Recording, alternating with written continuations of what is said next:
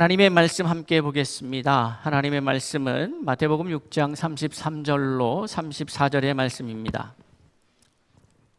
그런즉 너희는 먼저 그의 나라와 그의 의를 구하라. 그리하면 이 모든 것을 너희에게 더하시리라. 그러므로 내일 일을 위하여 염려하지 말라. 내일 일은 내일이 염려할 것이요 한날의 괴로움은 그날로 족하니라. 아멘. 저와 여러분이 인생을 살아가면서 여러 상황과 환경에 직면하게 되는 줄 압니다. 그럴 때마다 우리에게 느껴지는 감정들이 있죠. 어려움을 만났을 때에 낙심이 생길 수도 있습니다. 절망적이라고 생각할 수도 있습니다. 괴로울 수 있습니다. 슬플 수 있죠. 또 반면에 기쁜 일, 내가 기대하였던 것들을 성취하거나 또 예상치 못했던 좋은 일들이라고 생각하는 일들이 벌어졌을 때에 우리는 환호하고 즐거워하고 기뻐합니다. 이러한 감정들, 상황에 대한 해석들, 이해들, 이런 것들이 왜 우리 안에서 발생하게 됐는가 살펴볼 필요가 있습니다. 희노애락이 있습니다. 기쁜 일이 있으면 슬픈 일도 있고 즐거운 일이 있으면 어려운 일도 있겠죠. 그런데 하나님이 인간을 만드시면서 과연 기대하셨던 모습일까? 하나님께서 태초에 천지를 창조하시면서 인간을 만드시고 어떻게 보면 저와 여러분의 생존의 이유는 하나님의 창조에 근거합니다. 하나님께서 창조하셨기에 우리가 지금 있는 것이죠. 그런데 그런 관점에서 보면 지금 우리가 겪고 있는 모든 일들이 결국에는 하나님이 창조하셨으니까 벌어진 사건이다, 이렇게 되면 참으로 원망이 앞서기 시작합니다. 결국 그래서 사실 제가 이렇게 말씀드리면 그건 너무 비약된 논리 아닙니까? 라고 말하시겠지만은, 그런데 우리가 일상에서 이러한 고백들을 많이 합니다. 하다 힘들어서 도저히 안 되겠으면 하는 게 뭐예요? 하늘을 원망하는 일이죠.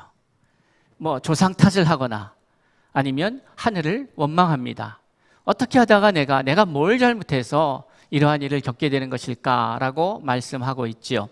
그러니 어떻게 보면 그러한 현상이라는 것이 본질적으로 우리가 하늘로부터 만들어졌다, 창조되었다라는 것을 역으로 증거하는 거 아닐까 하는 생각도 해봅니다. 뭐 하늘이 무슨 죄가 있다고 우리가 그 하늘한테 하나님께 원망하고 불평할까요? 그 말 자체가 하나님을 인정한다는 것이죠. 무의식 중에, 우리의 무의식 중에 또는 의식 중에 우리의 창조주 되신 하나님을 인정한다, 이렇게 말씀드릴 수가 있는 것이죠. 어찌됐건 우리가 살아가면서 겪는 많은 일들이 때로 우리 마음에 안 들 때가 있습니다. 원하는 바대로 진행이 되지 않을 때가 있습니다. 왜 이런 일이 벌어졌을까 고민할 때도 있습니다.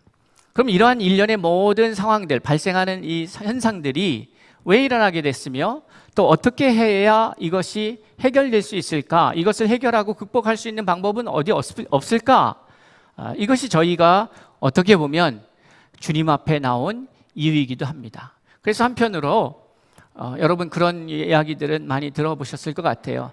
저 사람이 성공했으면, 잘했으면 예수 안 믿었을지도 몰라, 뭐 이런 말들 들어보셨죠?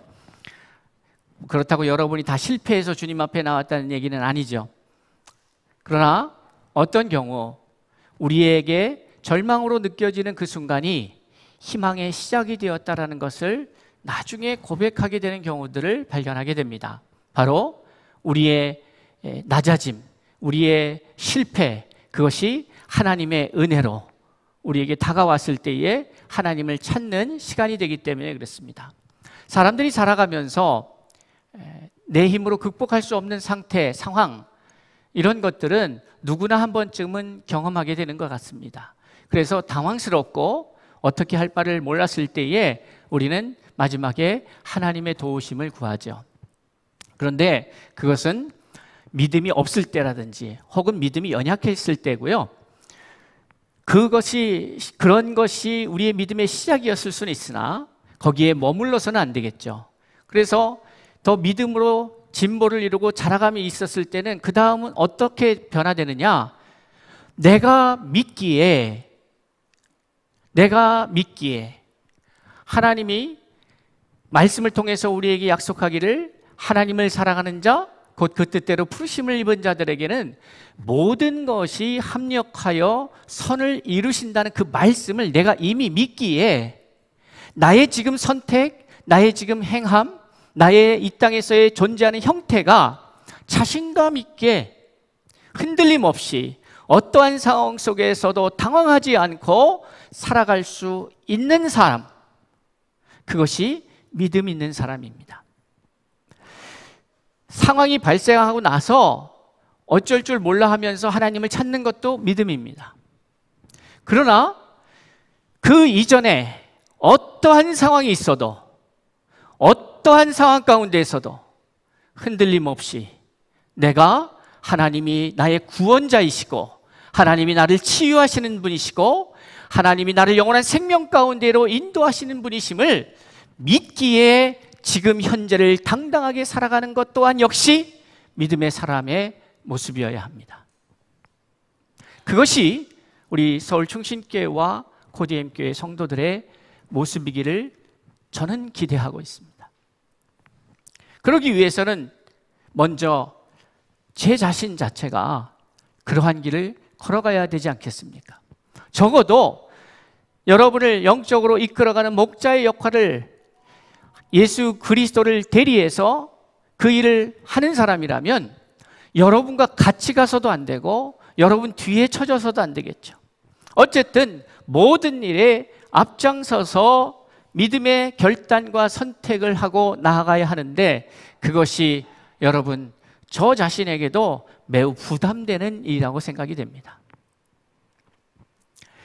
그래서 저는 자주 창세기로 돌아가서 처음으로 돌아가서 이 문제를 어떻게 해결할까를 고민합니다. 거기가 시작이니까 거기에서 답을 찾아보자. 그래서 오늘 제가 마태복음의 말씀을 이야기하면서 창세기에서 그 답을 찾는다면 우리가 믿음의 삶을 살아가면서 참 지혜롭게 살아가려면 바로 이렇게 성경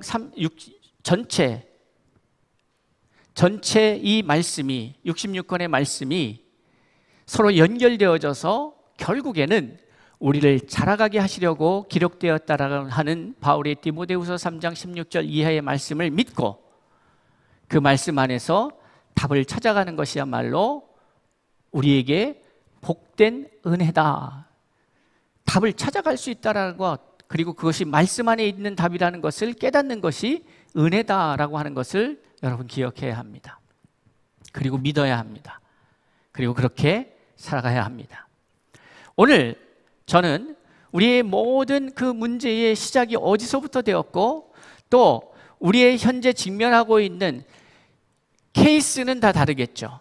여러분 상황이 다 다르기 때문에 여러분의 입장이 다 다르기 때문에 케이스는 다 다릅니다. 그런데 해결 방법은 동일합니다. 그러니까 우리는 마귀는 어떻게 하냐면 우리에게 자꾸 속여요.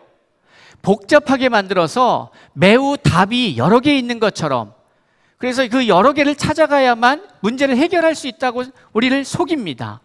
그러나 답은 매우 명확하고 간결합니다.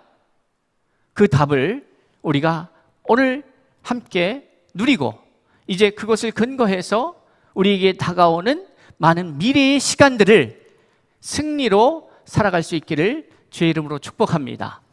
오늘 우리의 문제가 무엇일까 했을 때에 두려움입니다. 두려움이죠. 무엇이 두렵습니까? 그 두려움의 종류로 말하자면 수만 가지입니다. 여러분의 상황에 따라 틀리겠죠. 미혼자들에게는 결혼을 통해서 더 희망적인 가정을 이루고 나아가는 것에 대한 희망도 있으나 한편으로는 이 사람일까 하는 그 의심 혹은 두려움. 잘못되면 어떻게 되나? 요즘 TV 프로그램에서 결혼과 관련한 이야기 프로그램들이 참 많이 나오는데 이제는 또 뭐 이혼과 관련한 프로그램들도 나오고 참 세상이 참 많이 변했구나 하는 생각을 갖게 됩니다. 어쨌든 만남의 그 과정 속에서 우리가 경험할 수 있고 겪어갈 수 있는 많은 긍정적인 측면도 있으나 그 만남이 주는 불행도 있습니다. 그렇기 때문에 사업가는 내가 이 계약을 저 사람과 저 회사와 하면 잘 될 수 있을까? 아닐까에 대한 두려움이 또 있겠죠. 이 일은 하면 될까? 안 될까? 하는 두려움도 있습니다. 처음에 자식이 태어났을 때에 너무 기쁘고 했는데 키우다 보니까 내가 얘를 잘 키울 수 있을까? 뭐 이러한 마음도 있겠죠. 키워놓으면 다 해결되는 줄 알았더니 그 다음에는 뭐가 있어요? 이 결혼을 해서 자식을 낳으면 이제 그 자식을 위한 기도가 어디로 갑니까? 손주로 가죠. 그러니까 가만히 우리 인생을 보면 그냥 염려와 근심과 관심과 걱정과 등등의 많은 일들로 우리의 인생이 다 채워져 가고 있지 않나 하는 생각을 갖게 됩니다. 우리 학생들은 학업의 문제가 고민이 되겠죠. 진로의 문제가 고민이 되겠죠. 우리 아이들은 어떨까요? 유치원생들은 나름대로 고민이 있겠죠. 고민이 없는 사람, 염려가 없는 사람, 걱정이 없는 사람이 없죠.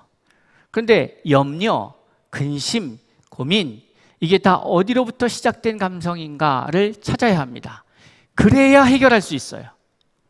너무 많아서 일일이 사건을 찾아서 그 문제를 해결하려고 그러면 답이 없어요. 이게 문제일까? 자녀의 관계에 있어서의 문제가 걱정이 되면 그 관계를 어떻게 풀어가보면 해결될 수 있을까 하는데 그게 됩니까? 안 되죠.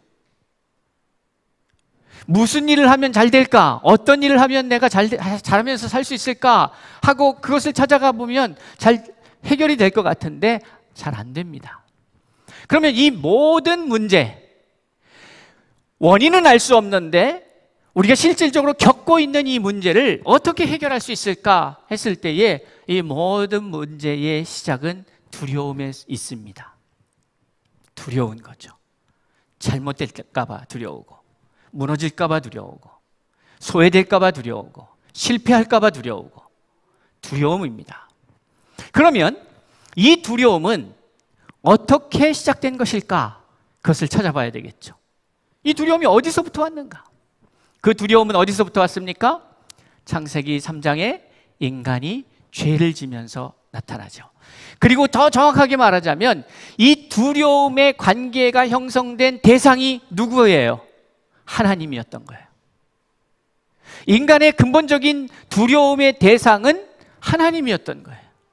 근데 이것을 하나님이라고 말하면 우리가 믿는 기독교의 단순히 어떤 믿지 않는 사람들 입장에서는 그거는 당신들이 믿는 하나님이잖아 이렇게 말할 수 있죠.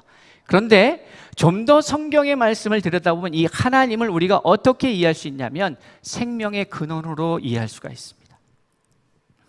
그러니까 이 두려움은 무엇과의 관계에서 발생한 거냐면 생명과의 관계에서 발생한 거예요. 그러니 두려움의 가장 마지막 지점에는 뭡니까? 무엇에 대한 두려움이겠어요? 죽음에 대한 두려움이죠. 간단하게 이해되죠? 우리가 이 두려움이 왜 시작됐냐면 하나님과의 관계에서 시작된 거예요. 인간이 범죄함으로. 그런데 그 범죄한 당시에 하나님과의 관계 속에서 소위 흔히 어떻게 보면은 약속이 있었어요. 뭐예요? 모든 것은 가하지만 동산 중앙에 있는 선악을 알게 하는 과일은 너희가 먹을 수가 없다. 그 약속이 깨어지면서 어떻게 됩니까? 정령 죽게 되었죠. 죽음이 들어왔어요. 이 죽음이 왜 들어왔는지를 신약성경에서는 뭐라고 말합니까? 욕심이 잉태하여서 죄를 낳고 죄가 장성하여서 죽음을 낳았다. 사망을 가져왔다. 그러니까 이 사망의 시작은 욕심에 기인한다. 욕심이라는 것은 무엇이냐? 하나님이 본래 주신 본심과 다른 마음이 욕심입니다. 하나님이 주신 마음과 다른 마음. 그러니까 그게 어떠한 마음이냐 아는 것은 두 번째고요. 이 이야기의 매우 중요한 포인트는 뭐냐면 하나님과의 관계가 어그러졌다는 거예요. 근데 이 하나님과의 관계가 어그러지면서 온 결과가 사망이라는 거죠. 죽음이라는 거예요. 그러니 하나님이 그냥 어떠한 종교의 신이다 이렇게만 볼 것이 아니라 더 넓고 좀 더 포괄적이고 큰 의미에서는 생명의 근원이 되시는 거죠. 그러니까 생명과 갈등을 일으켜서 결국 사망을 초래하게 된 거예요. 그리고 거기에서 두려움이라고 하는 것이 발생한 거예요. 그러니까 두려움이 결국 우리로 하여금 무엇에 대한 두려움이냐? 하나님과의 관계에 무너짐으로 인하여 발생된 이 두려움은 죽음에 대한 두려움이다. 그것을 좀 다른 말로 하면 이 땅에서 우리가 살아가면서 사는 수많은 종류의 두려움은 생존할 수 있느냐, 생존할 수 없느냐에 대한 두려움이죠. 그것을 아주 단순하게 일차원적으로 생각하면 먹고 사는 문제에 대한 두려움일 수 있죠. 살려고 하니까 우리가 살려면 어떻게 해야 돼요? 육신이 살려면 어떻게 합니까? 먹어야 합니다. 우리의 정신, 이 지성이 살면 어떻게 돼야 돼요?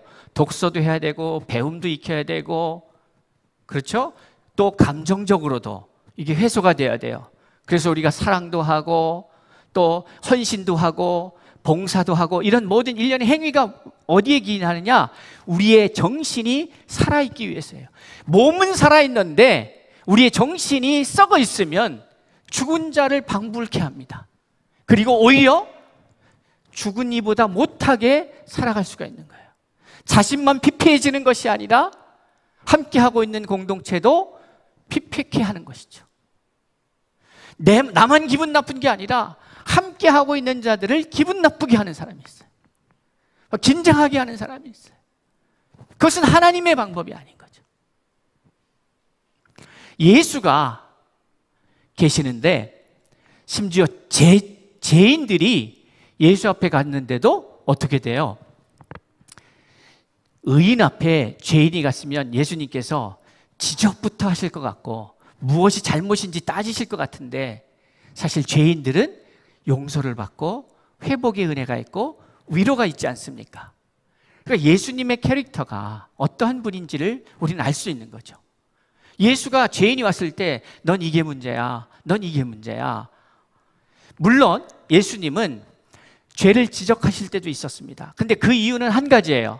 뭡니까? 온전한 회복을 위한 지적이죠. 이것을 해결하지 않으면 너는 다시 그 문제로 괴로워할 수밖에 없다라고 하는 것을 말씀하시는 거죠. 우리 죄인들처럼 그저 지적질해서 너가 얼마나 잘못하고 있는지를 들춰내고 내가 너보다 더 이 부분에 대해서 정확하게 판단하고 있음을 자랑하기 위해서 서로를 지적하지 않는다 이 말이죠. 정죄하기 위해서 지적하지 않는다 이 말이에요. 회복을 위해서 지적한다 이 말이에요. 이 두려움, 우리의 모든 인생을 갉아먹는 이 두려움이 하나님과의 관계에서 시작됐음을 깨달아야 합니다. 자, 우리가 지난 2년 넘게 3년 가까운 시간 속에서 마태복음을 수요 성경을 통해서 했습니다. 그때 제가 강조했던 사실을 기억하시기 바랍니다. 마태복음은 예수님께서 이제 말라기서가 끝나고 신약의 말씀이 주어지기 전까지 약 한 400년의 암흑기가 있습니다. 침묵기라고도 합니다. 하나님이 말씀을 안 하시는 거예요. 이스라엘 백성들의 삶을 보면 항상 뭐가 중요했냐면 하나님이 말씀하시되, 하나님이 이르시되, 하나님이 디렉션을 주고 하나님이 말씀을 해주셔야 그 다음에 순종하며 나가요. 순종이 우리에게 요구되는 것은 무엇이 전제가 되냐면 하나님의 말씀하심이 전제가 되는 거예요. 말씀하시니까 순종하라고 하는 거예요. 말씀도 안 하고 너 알아서 순종해. 이렇게 말씀하지 않았다 이 말이에요. 어디에서? 구약에서. 구약에서는 항상 말씀하시는 거예요. 그리고 순종하라고 요구하셨어요. 그런데 400년 동안 말씀이 없으니까 죽을 맛이죠. 이스라엘 백성 입장에서. 그리고 그들 안에서 하나님을 찾는 마음들이 일어나고 있어요. 그런데 그 하나님을 찾는 마음이 누구 방식대로, 자기가 배운 방식대로, 혹은 자기 방식대로, 자기 생각에, 이게 큰 문제거든요. 신앙생활 하면서 내 방식대로 예수를 믿어요. 내 방식대로 하나님을 찾아요. 그게 아니라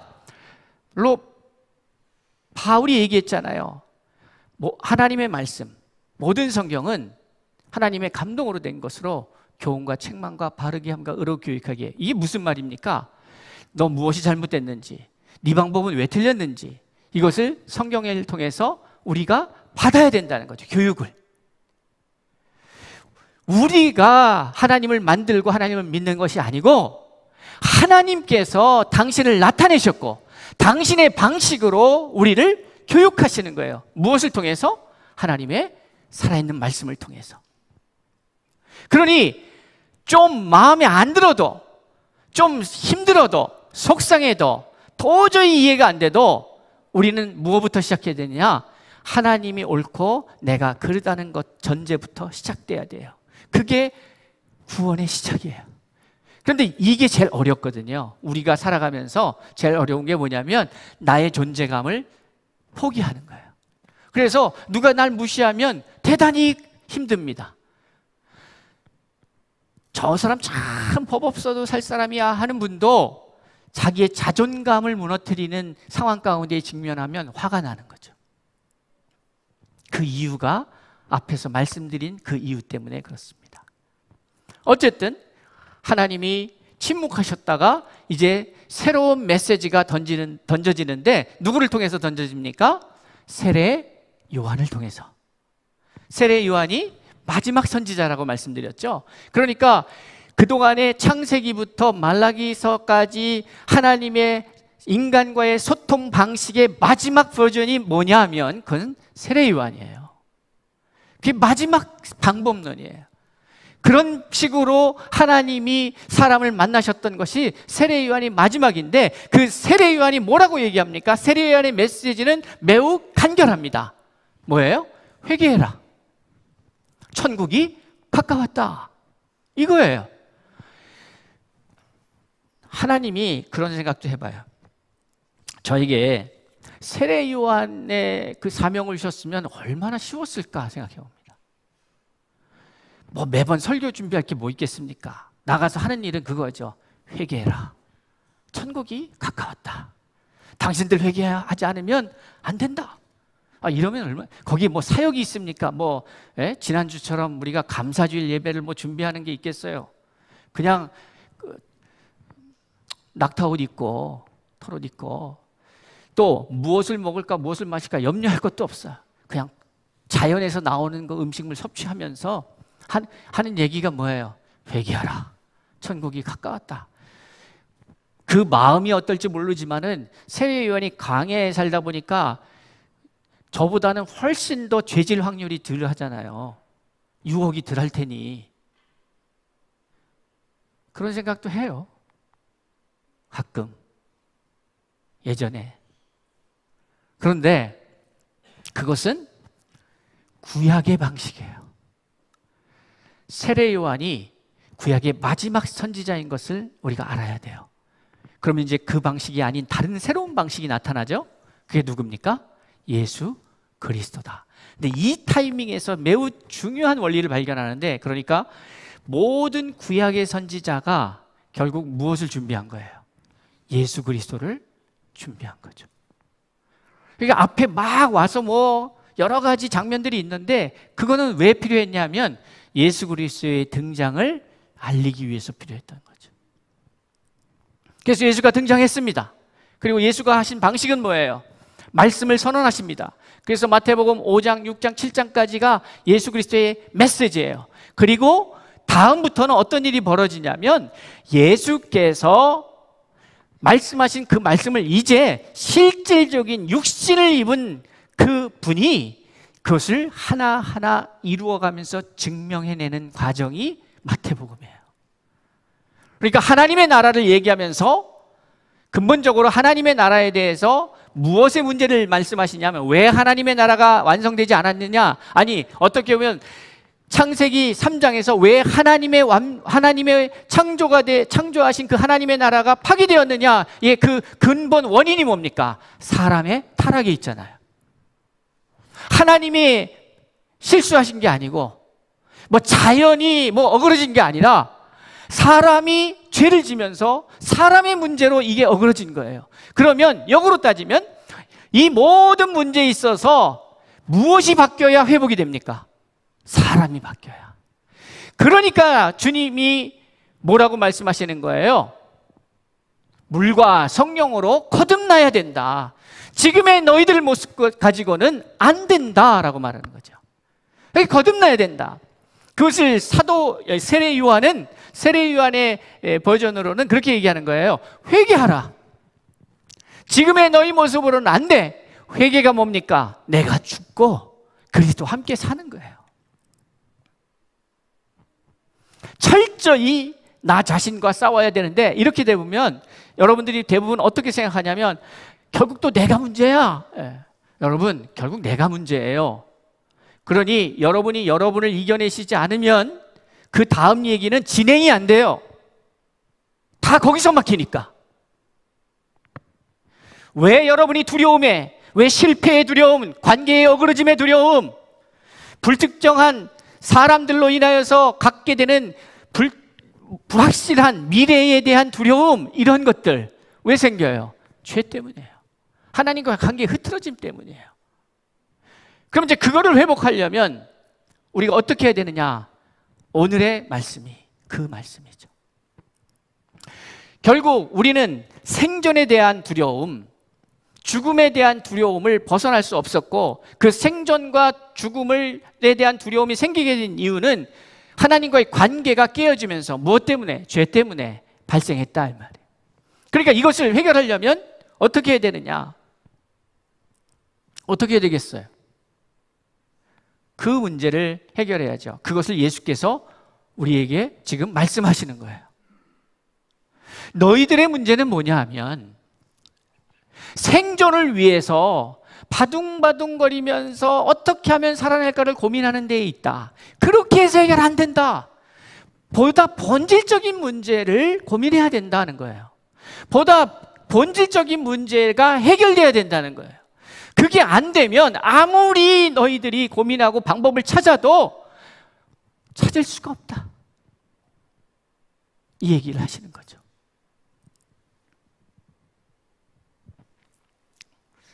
오늘 본문의 말씀으로 돌아가서 그런즉 너희는 먼저 그의 나라와 그의 의를 구하라 이렇게 말씀하세요.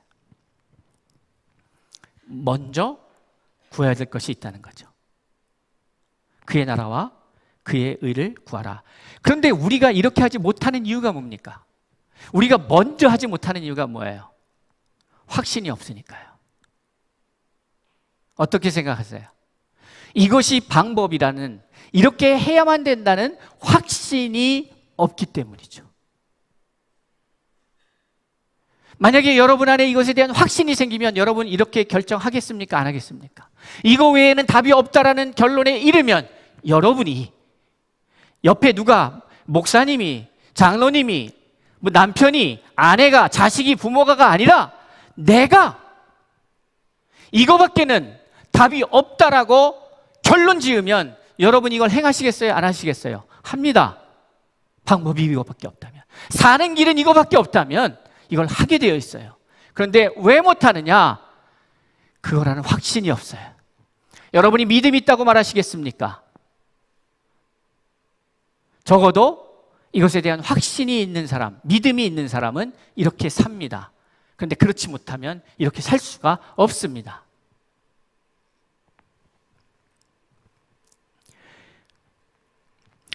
왜 이렇게 할 수 없느냐? 믿지 못하기 때문이죠. 그래서 저는 오늘 여러분 이 사실을, 이 말씀을 믿어야 된다는 것이에요. 왜 우리가 이렇게 살지 못하느냐 하면 우리의 방식으로 살 때에 우리가 생존할 수 있다고 생각합니다. 우리의 방식은 뭡니까? 먹어야 살 수 있다는 거죠. 기본적으로, 그죠? 우리의 육체는 먹어야 살 수 있다는 거예요. 안 먹으면 죽는다는 거예요. 이 말이 맞아요, 틀려요? 맞아요. 맞아요. 그런데 이것으로 충분하냐 묻는다면 충분하지가 않아요. 그래서 예수님께서 마태복음 4장에서 사람이 떡으로만 사는 게 아니다 이렇게 말한 거예요. 그게 틀린 말이 아니에요. 먹어야 살아요. 그런데 그것만 갖고는 살 수가 없다라는 거죠. 믿으십시오. 이 사실을 믿으셔야 합니다.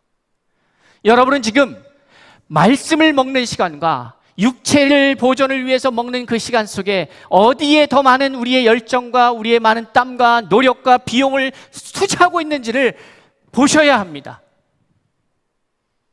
그러면 명확해요, 답이. 답이 명확해요. 그러니까 우리는 이렇게 결정하지 못하는 이유가 뭐냐면 그렇게 해서는 생존을 할 수가 없고 이 생존에 관련돼서 갖고 있는 두려움을 해결할 수 없기 때문에, 없다고 생각하기 때문에, 그렇게 결론 지어졌기 때문에 우리는 그렇게 행동하지 못하는 거죠. 그래서 그렇게 생각하는 걸 다 아시기 때문에 그 뒤에 구절이 나오는 거예요. 그리하면 이 모든 것을 너희에게 더하실 것이다. 이걸 뒤집으면 이 이야기를 다른 각도로 틀어서 보면 뭐예요? 너희들이 그렇게 하나님의 나라와 하나님의 의를 먼저 구하지 못하는 이유가 뭐냐 하면 바로 그렇게 했을 때에는 너희가 지금 추구하고 거기에 많은 에너지를 쏟고 있고 하는 이것을 그렇게 하면 앞에 그의 나라와 그의 의를 구하는 삶을 살면 이것을 얻을 수가 없다고 생각하기 때문이다. 그러나 그건 잘못된 생각이다. 너희들이 그렇게 살면, 그리하면 이 모든 것을 너희에게 더하실 거다. 이렇게 말씀하고 있는 거죠. 그럼 여기서 매우 중요한 그 논리가 나옵니다. 뭐냐면, 여기서 중요한 게 뭐냐면, 우리는 열심히 해갖고 우리가 우리의 생존을 위해서 벌고 일하고 정서적 만족을 취하고 지위를 갖고 높아지려고 하고 이 수많은 일들을 하잖아요. 그러면 살 수 있을 거라고, 될 수 있을 거라고 생각했어요. 그것이 우리가 노력으로 가능하다고 생각했어요. 그런데 오늘 주님은 뭐라고 말씀하시냐면 그것은 너희가 그렇게 해서 얻어질 수 있는 것이 아니라는 거죠. 이것은 주어지는 것이라는 거예요. 그래서 이 모든 것을 너희에게 더할 거야, 내가 줄 거야 라고 말하고 있는 거예요. 그런데 가만히 살펴보면 이 세상이 그래요. 이 세상을 여러분이 가만히 돌아보십시오.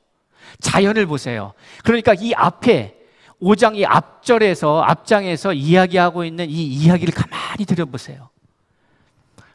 백합화가 자기 존재를 위해서 노력하는 게 도대체 뭐냐? 저 새가 자기가 생존하기 위해서 노력하는 게 도대체 뭐냐? 최소한의 먹을 것을 찾아 노력하는 행동 외에 뭘 할 수 있냐? 다 뭐예요? 하나님이 주신 거죠. 태양도, 공기도, 바람도, 숲도, 바다도, 이 모든 환경이 어디로부터 시작됐어요? 하나님의 공급하심으로. 여러분, 이 비밀을 여러분 믿을 수 있기를 바라요. 이거를 믿느냐 안 믿느냐가 여러분의 삶에 매우 중요해요. 그러니까 아주 간결해요. 하나님의 answer는, 하나님의 대답은 매우 간결합니다. 복잡하지 않아요. 내가 줄 거야. 그건 내가 공급해야지만 살아.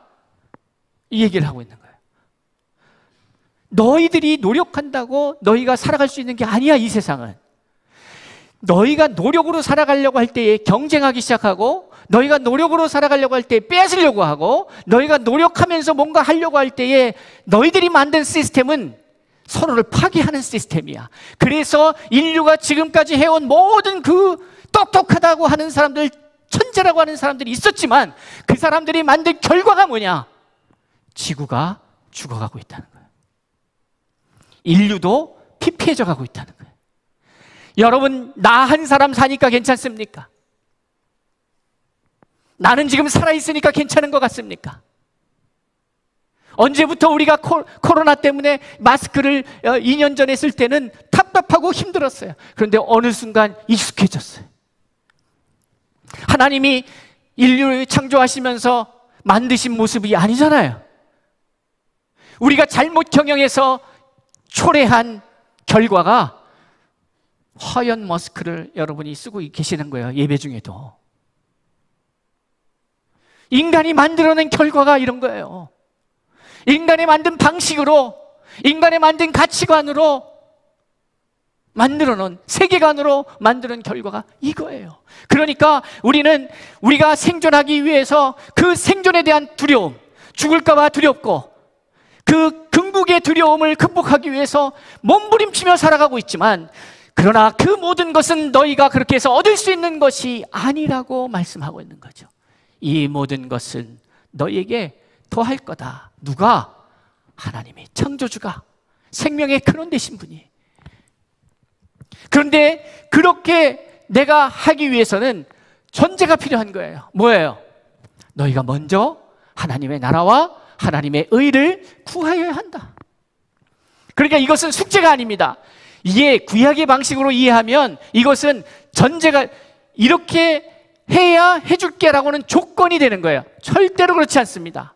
하나님의 마음은, 그 조건의 시작은 이 조건이 없어도 그러한 일을 능히 행할 사람으로 우리가 되어지는 것을 원하셨던 거죠. 처음에는 아이한테 훈련할 때에 너 이거 하면 해줄게 라고 하는 것은 이 아이에게 훈련하고 연습하고 그런 사람이 되게끔 교육하는 것이죠. 그 교육의 목적이 있는 거예요. 이게 절대적인 조건이 아니라, 이게 평생 가는 조건이 아니란 말이에요. 그러니 이 모든 것을 더하실 수 있는 분은 하나님이라는 사실을 믿고, 이 모든 것을 더하기 위해서 하나님이 우리에게 기대하시는 것은 내가 하나님과 내가 나와 하나 되자. 나와 같은 생각, 나와 같은 마음, 나와 같은 영을 소유하자. 그러면 그의 나라와 그의 의를 구할 수 있을 거야. 숙제가 아니에요. 여기서 구하라는 말은 추구하다는 말이에요. 그러니까 이것을 그냥 내가 필요하니까 이거 주세요라고 하는 게 아니라 내 인생 자체가 그것을 추구하는 인생이 되는 거예요. 그것을 소망하고 바라보고 이루기 위하여 내 삶을 전적으로 드릴 수 있는 존재가 되는 것, 그것이 구하라는 거예요. 그러면 이걸 한마디로 하면 물과 성령으로 거듭나 하나님의 자녀가 되라. 그러면 네 문제는 내가 책임질게, 이 이야기가 되는 거죠. 그러면 이제 이렇게 세팅이 되면 어떤 일이 벌어지냐? 34절의 문제가 해결되죠. 그러므로 내일 일을 위하여 염려하지 말라. 내일 일은 내일이 염려할 것이요 한날의 괴로움은 그날의 족하니라. 이 말씀은 내일 일 염려하지 말고 모레일 염려해라, 내년 일 염려해라, 이 얘기가 아니잖아요. 내일 염려하지 말라는 얘기가 그러면 오늘은 염려해도 된다, 이 얘기가 아니잖아요. 내가 염려가 필요 없는 사람이 되어라, 이 말씀인 거죠. 염려가 없는 사람. 근데 그게 사람의 힘으로 되냐 말이에요. 안 되죠. 이번에 여름 사역을 준비하면서도 거의 2년 넘게 머물러 있던 사역을 다시 일으켜 세워서 하려고 하니까 대단히 어렵지 않을까 생각했어요. 그런데 하나님이 이미 행하고 계셨어요. 진주 갈릴리교회 집회를 통해서 시작된 그 시작이 이제 다음 주에 청주 가경교회로 옮겨지고, 이제 더 나아가서 여름 캠프를 통해서 하나님께서 일을 하실 것이고, 더 나아가서 북미 지역의 사역과 영국 지역의 사역을 통해서 하나님이 그 일들을 행하실 거예요. 그리고 그것을 준비하는 과정 속에서 놀라운 간증거리들이 나타나고 있다는 고백을 드립니다. 자세한 건 마치고 나서 선교 보고 시간에 함께 할 수 있을 거라고 생각이 돼요. 여러분, 요단강이 건널 때에 저 뒤에서 바라본 사람은 전해 들어요. 이야기를, 하나님의 역사를 전해 들어요.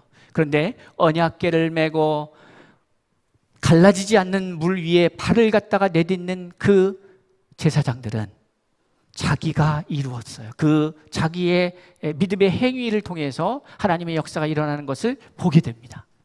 저는 여러분들이 가는 선교사가 되든 보내는 선교사가 되든 내가 서 있는 그곳이 나에게 주어진 선교지라는 사실을 믿고 믿음 안에서 하나님의 생명의 역사를 이루어 나갈 수 있기를 바라요. 그리고 더 나아가서 내가 생명의 존재가 된다면 우리는 죽음의 존재로부터 자유케 되고 그것으로부터, 그 두려움으로부터 우리는 벗어나게 됩니다. 오늘 이 한 시간 짧은 이 메시지가 여러분의 인생을 바꿔놓을 수 있기를 바라요. 이 자리에 참석하신 분, 또 영상으로 함께 하고 있는 분들 중에 누가 오늘이 나의 인생의 전환점이라고 고백할까?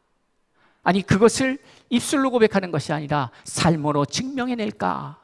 이러한 것들이 날마다 간증되어질 수 있기를 바랍니다.